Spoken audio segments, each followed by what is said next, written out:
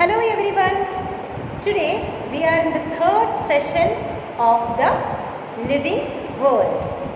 So yesterday we have come across taxonomical category, taxonomic hierarchy. Do you remember yesterday what we have learnt? So I have given you a short trick to recall, to remember the taxonomical hierarchy. What was it?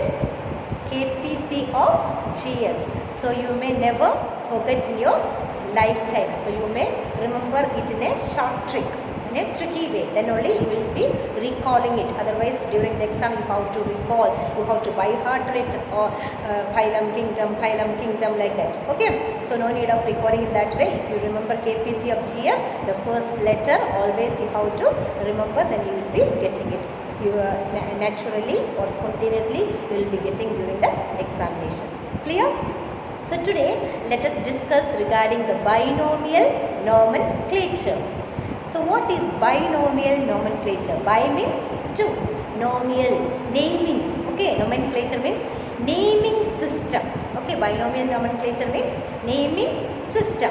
So here, how do we name the organism, or how do we catalog it? How do we categorize that particular organism? So then only we will be able to identify by each organism, isn't it? If that particular plant is given one name, so by the name we are identifying. If suppose it is mango, we are identifying by mango. If suppose name is given to the particular tree, plant, so neem, by name it indicates it's a neem plant. So we know that by the name, isn't it? So one name will not be given to the other plant. In the same way for the organisms also, the one name will not. For the tiger, if the tiger's name will not be given for the lion. So only one name will be given.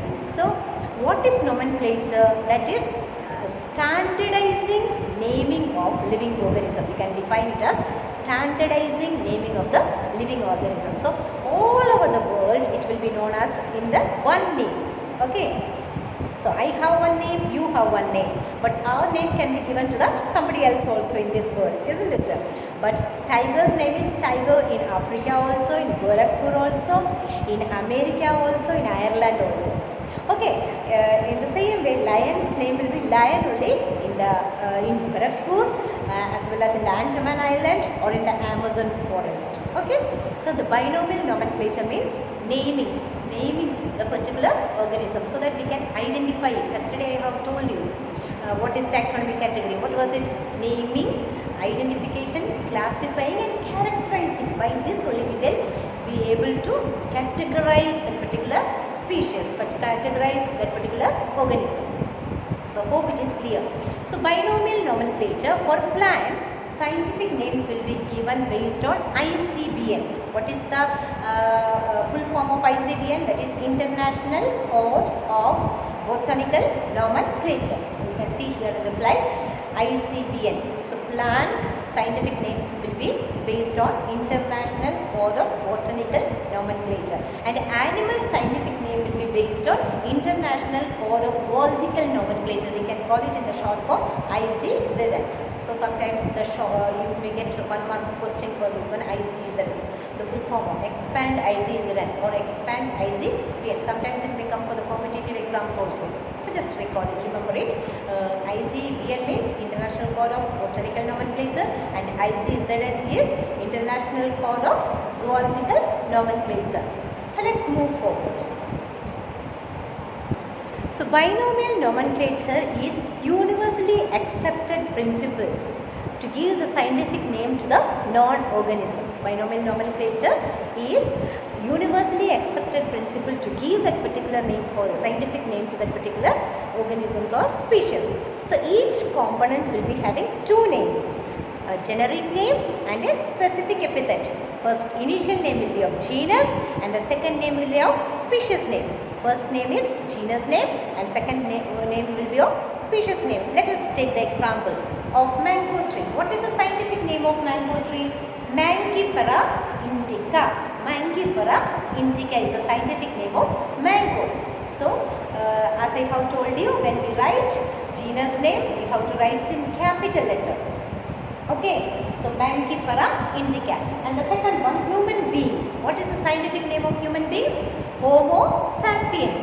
Homo is the genus name and sapiens is the species name. So there are certain rules, universal rules and regulations, certain principle for the binomial nomenclature. So based on that only the organisms or the species name will be named, scientific name will be given. So let us see what are the rules and regulations of the binomial nomenclature. So the rules for the binomial nomenclature. What is the first rule? Name will be consisting of two components. What are they? Genus and species. Names are consisting of two components, genus and species. So the second rule is both words are italicized or underlined. Both the words should be italicized or it should be underlined. So if it is printed, it should be italicized, or if it is handwritten, it should be separately underlined. And the next rule is that genus name is always capitalized. Genus, third one is genus name is always capitalized and species name in lowercase, that means in small letter. The next rule is that both the names are in Latin. Both the names are in, scientific names are given in Latin. Okay, then two different organisms will not be having same name. Two different organisms will not be having same name. And the species name has to be separate and the genus name also has to be different. Okay, genus name also has to be different. Species name also has to be different. There are certain terms, same names come for genus and species that I will discuss with you later. So is it clear? So let us learn how to write the scientific name. In this screen, you can have a better example how to write the nomenclature, how to write the scientific name. Okay, so in the Linnaeus system of classification, actually this binomial nomenclature was introduced by Carl Linnaeus. Okay, Carolus Linnaeus, we can call him as Carl Linnaeus. Carl Linnaeus has introduced this binomial system of nomenclature. Why did he classify it? Because it is convenient to study about the particular organisms based on its habitat, based on its characters, or based on its nature, or based on its food habitat, or whatever it is. Okay, and so on. It goes on. So here, as I have told you, in the binomial nomenclature, the first letter should be capitalized. You can see here a capital letter. So here, the name of the dog is given. Scientific name of dog is Canis familiaris. The scientific name of dog is Canis familiaris. So the first name is genus name followed by species name. So Canis is genus and familiaris is species name.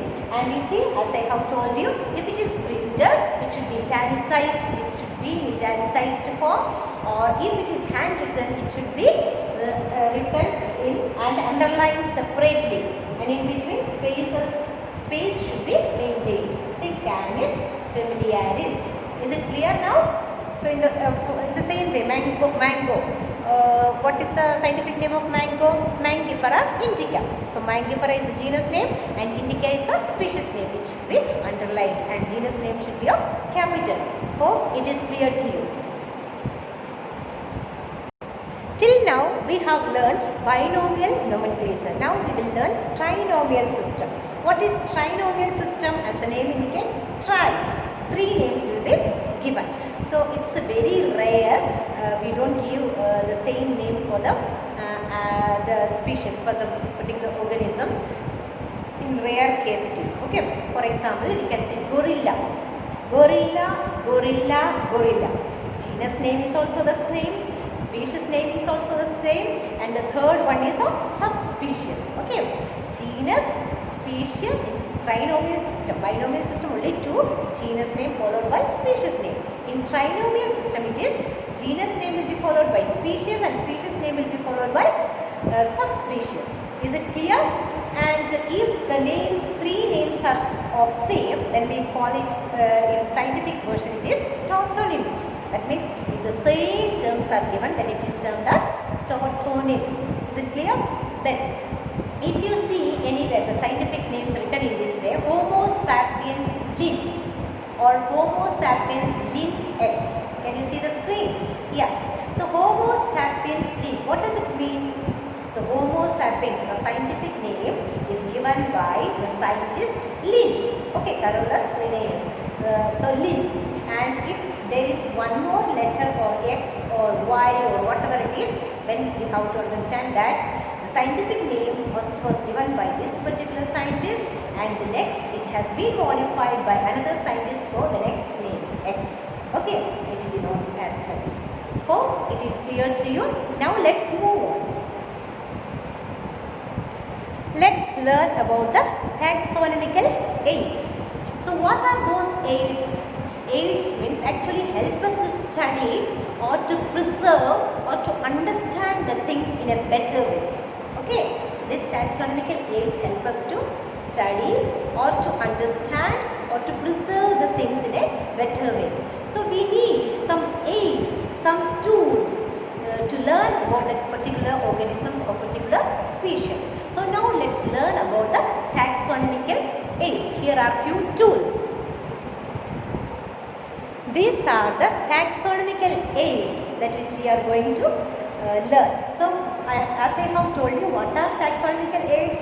It helps us to study, it helps us to understand, it helps us to preserve the things, okay, with the help of this aids, with the help of this tool. So, let us see. Why do we learn about this taxonomical aids? It helps us to learn about the various species of plants and organisms that which is in the laboratory and all. Okay, so for the field studies, or if we are doing some research, or if we are doing some other studies and all, it will be very helpful for us. So this with the help of taxonomical aid only, we go further or we go forward. Okay, so here there are few taxonomical aids. Just let us see. Can you see the screen properly? So herbarium, monograph, museum, manual, flora and keys, zoological park are the taxonomical, some of the taxonomical aids that which we are going to discuss here. Is it clear? So herbarium, once again let me tell you, herbarium, monograph, museum, zoological park, manual, flora and keys are some of the taxonomical aids that which we are going to learn here. So what is this aids for? How it is being helpful for us? Let us see. So there are certain taxonomical tools having specimens and without specimens. So what are they? Let us see. Herbarium, botanical gardens, museums, zoological parks and keys are the aids that they are having specimens. And aids without specimens are flora, manuals, monographs and catalogues. They are aids without specimens. So there are certain taxonomical aids having specimens and without specimens. So let's move to the first taxonomical aid, that is herbarium. So what do you mean by herbarium? As the name indicates, herb, it is regarding plants. So we know that it is regarding plants. So when we go to the garden, what we do usually, we do collect the leaves, isn't it? So we do collect the leaves and we will write down its name, or we will write down the uses, the name of that particular plant, the uses, the advantages, whether it is herb, whether it is shrub, or different characters we will be writing, isn't it, to identify from one plant to the another plant. So herbarium usually is a school project. So usually it is done in the school. What we do? We collect it, we dry it, we preserve and keep it, and we keep it in a stored room. That means where there is no moisture. Why? Because if moisture occurs, then what happens? Usually the fungi may occur and it will, our specimens may be spoiled or destroyed, we can say. So what do we do in the herbarium is that we store in a all the collected plants will be storing it there. We will dry it there and we will press and preserve it on the sheets, and we will be writing the name of that particular leaf and particular place where we have collected all the dates. When we have collected all these things, we will be writing and giving. So now let's move to the next taxonomical aid. Next taxonomical aid is botanical garden.